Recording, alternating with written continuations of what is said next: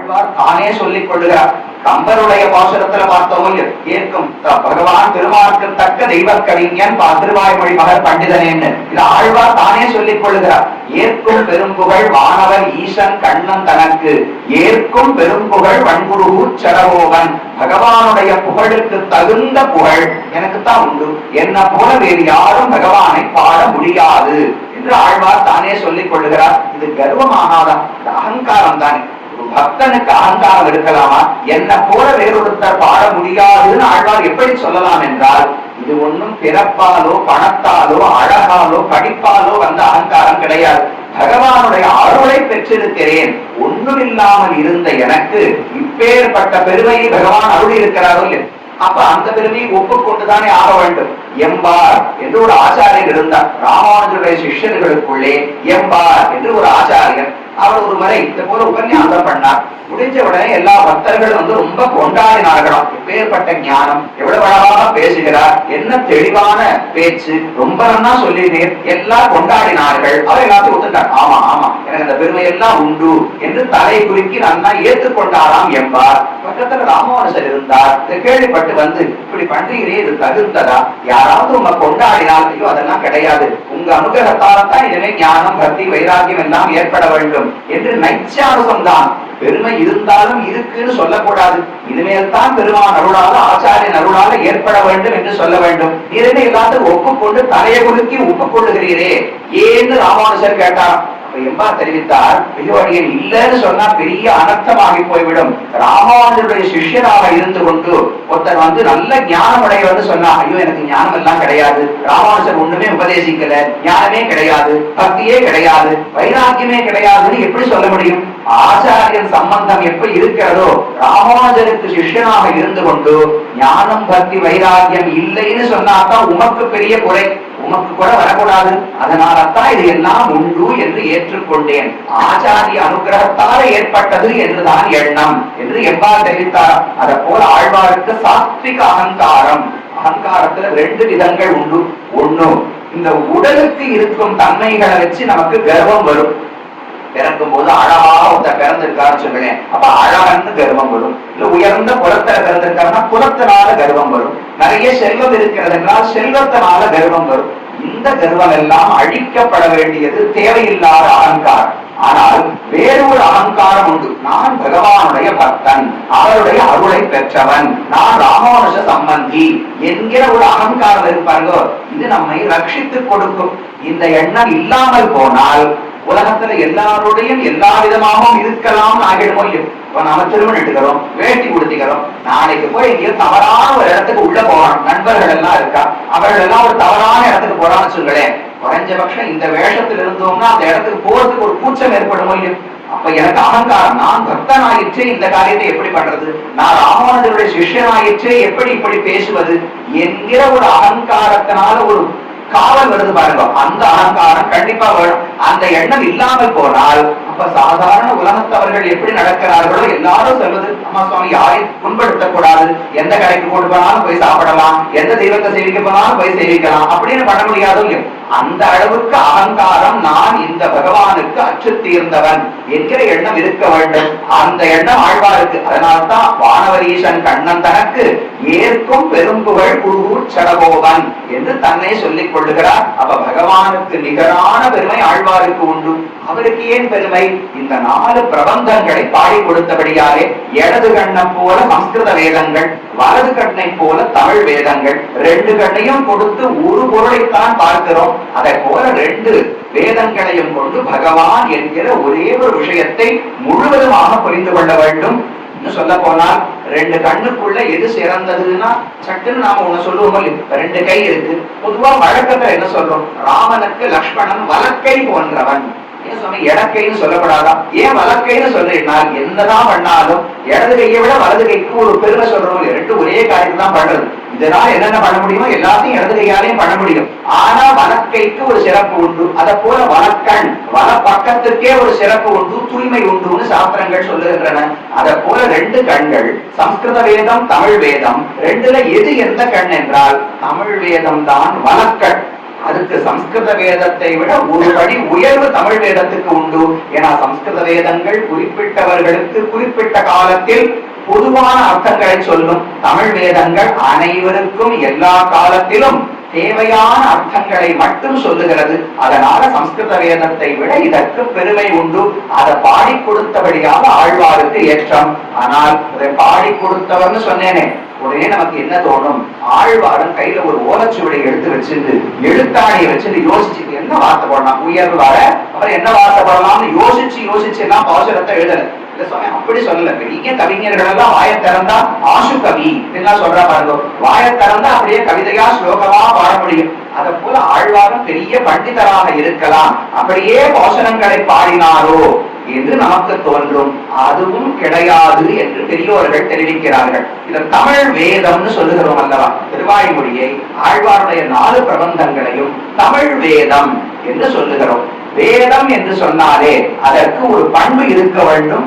யாராலும் இயற்றப்படாததாக இருப்பதுதான் வேதம்.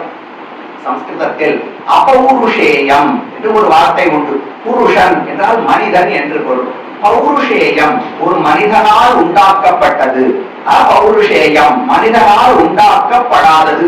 எந்த ஜீவாத்மா யாராலும் உண்டாக்கப்படாத நூலுக்கு அபௌருஷேயம். அதை இயற்றினே இருக்கக்கூடாது. ராமாயணம்னு சொன்னா வால்மீகி இயற்றினார்னு சொல்லிடுறோம். பாகவதம்னு சொன்னா சுகர் பாடினார், வியாசர் இயற்றினார் என்று சொல்லிவிடுகிறோம். வேதத்தை யார் இயற்றினார்கள் தெரியாது. இயற்றினவர் என்றே ஒருவர் கிடையாது வேதத்துக்கு. எப்போதும் இந்த நூல் இப்படியே இருக்கிறது. பிரளய காலத்திலும் இப்படியே இருக்கும். பகவானுடைய மனசுல வேதம் இருக்குமா? வேதம் எங்கும் அழிந்து போய்விடாது. பிரளய காலத்தில் நாம் யாரும் இருக்க போவதில்லை. ஆனா பகவானுடைய மனசுல வேதம் அப்படியே இருக்கும். அடுத்த முறை சிருஷ்டி பண்ணும் போது பிரம்மாவை உண்டாக்குகிறாரு. பகவானுடைய உந்தி தாமரையில பிரம்மா உண்டான உடனே பிரம்மாவுக்கு அந்த வேதத்தை அப்படியே திரும்ப சொல்லி கொடுக்கிறார். இப்ப எப்படி வேதத்தை சொல்றோமோ, ஈஷேத்வா ஊர்ஜேத்வா என்று எந்த வரிசையில வார்த்தைகளை எப்படி சொல்றோமோ, ஒரு அக்ஷரம் ஒரு ஸ்வரம் ஒரு வார்த்தை மாறாமல் இதே வேதத்தை அடுத்த முறை சிருஷ்டி செய்யும் போது பகவான் உபதேசிக்கிறார். அதற்கு அடுத்த முறையும் சொல்லுகிறார், அதற்கு அடுத்த முறையும் சொல்லுகிறார். அப்ப வேதம் என்றும் மாறாமல் ஒரே மாதிரி இருக்கிறது. யாராலும் இயற்றப்பட்டதல்ல, சில ரிஷிகளால் காணப்பட்டது. ரிஷின்னு சொல்றோம். இப்ப விஸ்வாமித்திரர் நாம சந்தியாவந்தனம் பண்ணும்போது காயத்ரி மந்திரம், ஒவ்வொரு மந்திரத்துக்கும் யாரு ரிஷி, என்ன சந்தஸ், யாரு தேவதை என்று இந்த 3ஐயும் தெரிவிப்பார்கள். அதுல ரிஷின்னு சொன்னாலே மந்திரங்களை கண்டவர்கள் என்று பொருள். அதாவது ஒரு ரிஷி பெரிய தியானத்தில் அமர்ந்திருப்பார். அந்த தியான நிலையில் இருக்கும் பொழுது வேதத்தினுடைய ஒரு மந்திரம் அவருக்கு திடீர் என்று கண்ணுக்கு தெரியும். கண்ணுக்கு தெரியும்னா ஞானத்துக்கு விஷயமாகிறது. பகவான் தன்னுடைய அருளாலே ஒரு மந்திரத்தை விஸ்வாமித்திரர், காயத்ரி மந்திரத்துக்கு விஸ்வாமித்திரர் ரிஷின்னு சொல்றோமோ இல்லையோ, விஸ்வாமித்திரர் தியானம் செய்து கொண்டிருக்கும் போது அந்த ஆழ்ந்த தியான நிலையில் காயத்ரி மந்திரம் அவருக்கு வெளிப்படுகிறது. காயத்ரி மந்திரத்தை விஸ்வாமித்திரராக உட்கார்ந்து எழுதினார். அவர் எழுதல, இருக்கக்கூடிய மந்திரம் அவருக்கு பிரகாசம் அடைந்தது. அவர் தான் அதை அறிந்து கொண்டார் முதலில். அதற்கு மேல எல்லாருக்கும் அதை சொல்லிக் கொடுக்கிறார். இப்படிப்பட்டவர்கள் தான் ரிஷிகள். மந்திர திரஷ்டா ரிஷிகின்னு தெரிவிப்பார்கள். மந்திரங்களை இயற்றினவர்கள் அல்லர்கள், மந்திரங்களை கண்டவர்கள். காண்பதுனா கண்ணால் அல்ல, ஞான கண்ணாலே கண்டவர்கள். அப்ப எப்போதும் இருக்கக்கூடிய மந்திரங்களை அந்தந்த காலத்தில் ஒரு சில ரிஷிகள் கண்டு மற்றவர்கள் உபதேசித்தார்களா? அப்ப வேதம் அபௌருஷேயம், யாராலும் இயற்றப்படாதது, ஆனால் ரிஷிகளால் உபதேசம் பண்ணப்பட்டது தானே. அதே போல்தான் ஆழ்வார்களுடைய பாசுரங்களும் என்று புரிந்து கொள்ள வேண்டும். நம்மாழ்வார் தானே தெரிவிக்கிறார், என் நெஞ்சத்துள்ளிருந்து இங்கிருந்தவள் நூல் இவை மொழிந்து வன்னெஞ்ச திரையணையை மார்பிழந்த வாட்டாத்தான். இது ஒரு பாசுரம். என் முன் சொல்லும் மூவருவா முதல்வனே என்று மற்றொரு பாசுரம். பல இடங்கள்ல சொல்றார். இந்த திருவாய்மொழி எல்லாம் நானாக பாடவே இல்லை. எனக்குள்ள மனசுல பகவான் அமர்ந்து கொண்டிருக்கிறாரா? உள்ள இருக்கிற பகவான் முன் சொல்லுவார். நாம சந்தகத்துக்கு போறோம் இல்லையோ, முதல்ல ஒரு ஆச்சாரிய இடத்துல போனோம்னு என்ன சொல்லுவார்? பல்லாண்டு பல்லாண்டு பல்லாயிரத்தாண்டு ஆச்சாரியன்னு சொல்லுவார். நாம 3 தடவை பல்லாண்டு பல்லாண்டு பல்லாயிரத்தாண்டு பல்லாண்டு பல்லாண்டு பல்லாயிரத்தாண்டு திரும்ப சொல்றோம் இல்லையோ. அவர் சொல்றதுக்கு முன் குருன்னு பெயர். நான் சொல்லுவதற்கு பின் உரு. ஆச்சாரியன் சொல்ல சொல்ல நான் திரும்ப சொல்லுகிறேனோ இல்லையோ. இதை போலத்தான் நான் திருவாய்மொழி பாடினேன்னு ஆழ்வார் சொல்ற. என் முன் சொல்லும் பகவான் உள்ளுக்குள்ள நெஞ்சத்தில் இருந்து கொண்டு உயர் வர உயர் நலமுடையவன் எவரவன் அப்படின்னு காட்டி கொடுப்பாராம். இருக்கிற பாசுரம், இந்த பாசுரத்தை ஆழ்வார் இயற்றவில்லை. இவையும் நித்தியமான பாசுரங்கள், உண்டாக்கமும் கிடையாது, அழிவும் கிடையாது. வேதம் எப்படி எத்தனை பிரளயம் ஏற்பட்டாலும் அழியாமல் நித்தியமாக இருக்கிறதோ, ஆழ்வார்களுடைய அருள் செயல்கள் தமிழ் வேதங்களும் நித்தியமானவை, ஆழ்வார்களால் இயற்றப்படவில்லை. பகவான் ஆழ்வாருக்கு சொல்லிக் கொடுக்கிறார். ஆழ்வார் வாயால உயர்வர உயர்ந்தன உடையவன் எவன் பாடினார். மதுரகவி ஆழ்வார் எழுதி வச்சுட்டார். இவ்வளவுதான் நடந்தது. நானாக எந்த வார்த்தை எப்படி போடலாம்னு நான் யோசிக்கவே இல்லை. என்னை கொண்டு எனக்குள் இருந்து கொண்டு இந்த பாசுரங்களை எல்லாம் பகவான் தானே பாடினான் என்று ஆழ்வார் தெரிவிக்கிறார். அப்ப தமிழ் பாசுரங்கள் சம்ஸ்கிருத வேதம், என்னதான் வேதம் வேதம்னு கொண்டாடலாம், தமிழ் வேதம்னு சொல்லலாம்.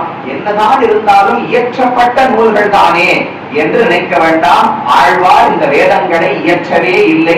உள்ளுக்குள்ள இருந்து பகவான் சொல்ல சொல்ல ஆழ்வார் திரும்ப சொன்னாராம். அப்ப சம்ஸ்கிருத வேதத்துக்கு என்ன பெருமையோ அதே பெருமை ஆழ்வாருடைய பாசுரங்களுக்கும் உண்டு. இவை என்றும் அழியாத பாசுரங்கள் என்று புரிந்து கொள்ள வேண்டும். அதை பாடி கொடுத்ததுனால ஆழ்வாருக்கு பெருமை. அந்த பெருமை வேற எந்த ஜீவாத்மாவும் கிடையாது அல்லவா? இப்ப வாமதேவரையோ விஸ்வாமித்திரரையோ வசிஷ்டரையோ ஏன் கொண்டாடுகிறோம்? இந்த மந்திரங்களை கண்டு நமக்கு உபதேசித்தார்கள் என்று.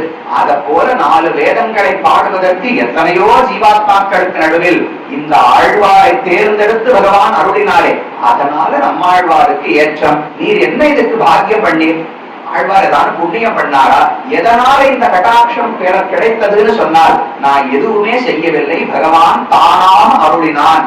நிருகேதுகமாக எந்த காரணமும் இல்லாமல் என்னை தேர்ந்தெடுத்து பகவான் அருளினான் என்று ஆழ்வார் தெரிவிக்கிறார். அதனால எல்லா ஆழ்வார்களுக்குமே பகவானுடைய அருள் உண்டு. நம்மாழ்வாருக்கு சிறப்பு, பிறக்கும் பொழுதே பகவானுடைய அருளோடு பிறந்தவர். மற்ற ஆழ்வார்கள் சரித்திரங்களையும் பார்க்கிறோம், நம்மாழ்வாருடைய சரித்திரத்தையும் பார்க்கிறோம். ஒரு பெரிய வேறுபாடு என்னவென்றால், மற்ற ஆழ்வார்கள் அப்படியே சாதாரண மனிதனை போல உலகத்திலே வாழ்ந்துவிட்டு ஒரு குறிப்பிட்ட காலத்தில் பகவானாலே மயர்வர மதிநலம் அருளப் பெறுகிறார்கள். ஞானத்தையும் பக்தியும் பகவான் தான் கொடுக்கிறார். பொய்கை ஆழ்வாருக்கு அவர் தான் கொடுத்தார், திருமங்கை ஆழ்வாருக்கு அவர் தான் கொடுத்தார். ஆனா முதலே கொடுக்கவில்லையே. திருமங்கை ஆழ்வார் திருடனாக இருந்து வயலாளி மணவாளனுடைய நகைகளை எல்லாம் மூட்டையில கட்டி அதுல மிச்சம் ஒரே ஒரு மெட்டி மட்டும் அவர் திருவடியில இருக்க அதை வாயால பிடிச்சு கழிச்சு எடுத்து கடைசியில மூட்டையை தூக்க முடியாமல் கட்டப்பட்டார். அப்ப பகவான் மந்திரத்தை சொல்றேன்னு சொன்னார். திருமந்திரத்தை காதல் உபதேசம் பண்ணா அன்னைக்குத்தான் மாறினார். திருமங்கை ஆழ்வாருக்கு பிறக்கும் போது ஞானம் பக்தி வைராகியம் எல்லாம் கிடையாது. சாதாரண மனிதனை போல ஒரு அரசனாகத்தான் வாழ்ந்து வந்தார். ஒரு காலத்துல ஞானத்தை பகவான் அருளினார். தொண்டடிக்குடி ஆழ்வார் அத போல எத்தனையோ சரித்திரங்கள். ஒரு காலத்துல ஆழ்வாராக அருளப்பட்டார். திருப்பான ஆழ்வாருக்கு லோகசாரங்க முனிவர் தோளில் அமர்ந்து கொண்டு திருவரங்கத்துக்குள்ள வர வரும்போதுதானே பகவான் தன்னுடைய காட்சியை கொடுத்து மயர்வரம் அதெல்லாம் அருளுகிறார். அப்ப இவர்கள் அனைவருக்குமே ஒரு குறிப்பிட்ட காலத்தில் தான் அனுகிறார். நம்மாழ்வாருக்கு மட்டும்தான் ஜாயமானம்பி புருஷம் எம்பஷேத் மதுசூதனா, பிறக்கும் பொழுதே ஒரு குழந்தைக்கு பகவான் அருள் புரிந்தான் என்றால் அவன் சாத்விகனாக வளருவானாம், எப்போதும் மோட்சத்தை பற்றின எண்ணத்தோடே இருப்பானாம். அப்படிப்பட்ட அருள் நம்மாழ்வாருக்கு கிடைத்தது. ஒரு திருத்துழாய் செடி வருதோல்லையோ, மற்ற எந்த பூச்செடியாக இருந்தாலும் செடி முளைத்த உடனே நறுமணம் வராது. செடி முளைத்து இலைகள் புஷ்பம் வந்ததுக்கு அப்புறம் தான் நறுமணம் எல்லா இசையிலும் பரவும். அப்பதான் செம்பருத்தி வச்சிருக்கா போருக்கு, ரோசாப்பூ வச்சிருக்கா போருக்குன்னு அப்புறம் தான் தெரிஞ்சுக்க முடியும். ஆனா திருத்துழாய் மட்டும் பூமியை உடைச்சிட்டு மேல வருது பாருங்க, வரும்போதே அதனுடைய மனம் எல்லா திசையிலும் பரவும். அதை போல நம்மாழ்வார் திருத்துழாயை போல பிறக்கும் பொழுதே பக்தி என்கிற நறுமணத்தோடு தான் பிறந்தார். இயற்கையாக ஜன்மசித்தமான பக்தி அவருக்கு உண்டு. சகஜ பக்தி, சகஜம் சகஜம் நாம இப்ப தமிழ்லயும் பிரயோகம் பண்றோம். சகஜம்னா எளிமையானது என்று நினைத்துக் கொண்டு பிரயோகம் செய்கிறோம். சகஜம் என்று சொன்னால் பிறப்பிலிருந்தே கூட இருப்பது என்று பொருள். ஜ பிறந்தது, சகஜ கூடவே பிறந்தது என்றுதான் பொருள். அப்ப ஆழ்வாருக்கு பிறக்கும் பொழுதே ஞானம் பக்தி வைராக்கியம் அனைத்தையும் வைத்து பகவான் கொடுத்திருந்தார். அது நம்மாழ்வாருக்கு மற்றவர் ஆழ்வார்களை உடைய ஒரு சிறப்பு வாசி என்று சொல்லலாம். வேதங்களுக்கு நிகரான பிரபந்தங்களை பாடி கொடுத்தார். பகவானுக்கு தகுந்த புலவர், அவனுக்கு தகுந்த கவிஞர் பாடகர் என்கிற ஒரு பெருமையும் பெற்றிருந்தார். எத்தனையோ பெருமைகள் உண்டு. அந்த ஆழ்வாருடைய பெருமையை மட்டும் சொன்னா போதுமா? அவருடைய ஒரு 2 குணங்கள் நாம் என்ன கடைபிடிக்கலாம்? ஆழ்வாரை பார்த்து நாம ஏதாவது கடைபிடிக்க வேண்டுமானால் நாம சொல்றது தேவை கிடையாது. நம்மளிடையே ஒரு 800 வருஷங்களுக்கு முன்னாடி தெரிவிக்கிறார், ஆழ்வாரை பார்த்து நடக்கணும்னா முயற்சி பண்ணாதீங்கோ, அது தனி. நம்மால் ஆழ்வாரோடெல்லாம் ஒப்பிட்டு பார்க்கவே இன்னைக்கு சொல்ல வேண்டாம், 800 வருஷங்களுக்கு முன்னாடி எழுதுறார் ஆழ்வாருடைய ஒரு பாசுரம். கண்ணே உன்னை காண கருதி என் மனம் எண்ணே கொண்ட ஏக சிந்தையாய் என்று ஆழ்வார் பாடுகிறார். பகவானை பார்க்கணும் என்று மட்டும்தான் என் மனம் ஆசைப்படுகிறது என்று ஆழ்வார் பாடினாரா? நம்பள் எழுதுகிறார். நமக்கு உலக விஷயத்துலதான் இதை பத்தி ஆசைப்பட்டு பழக்கம் இருக்கு. பகவானை மட்டும் காண வேண்டும் என்கிற ஆசை நமக்கெல்லாம் ஒரு கனவு போல இருக்கும். அது எப்படி இருக்கும் நம்மால கற்பனை தான் பண்ண முடியும். ஆழ்வார் இருந்த நிலையை நம்மால சட்டென்று புரிந்து கொண்டு விட முடியாது. அவருக்கு முன்னும் இதை போல ஒரு பக்தன் கிடையாது, அவருக்கு பின்னும் அதை போல ஒரு பக்தன் பகவானால சிருஷ்டிக்க முடியவில்லை. அவர் இவ்வளவு நாள் சிருஷ்டி பண்ணதில் நம்மாழ்வாரை போல ஒரு வியக்தியை மட்டும்தான் அவரால் படைக்க முடிந்தது.